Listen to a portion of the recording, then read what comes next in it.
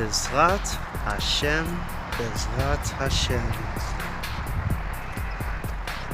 This week's Parasha, known as Metzorah, is a lot like last week's.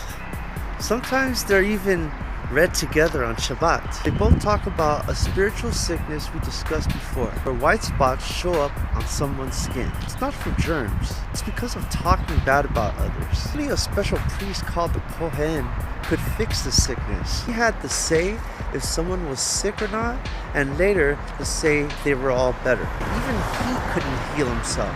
It's like the saying goes, you can see other people's flaws, but not your own. We all know people who act one way but do something else. But it's hard for us to see our own mistakes because we're too into ourselves. So how do we fix this? Well, there's a solution, of course.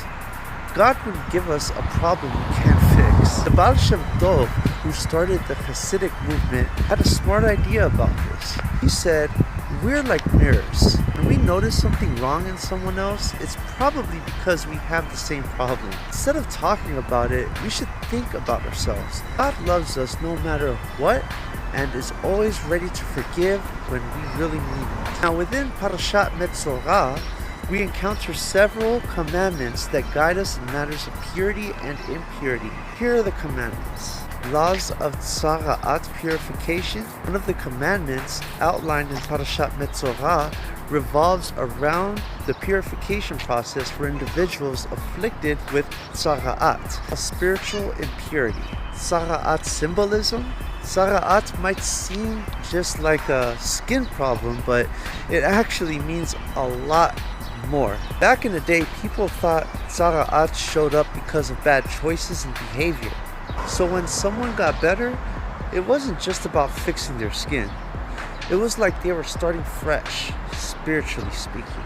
The offering for purification, also the purification of houses, and the treatment of mildew on clothing.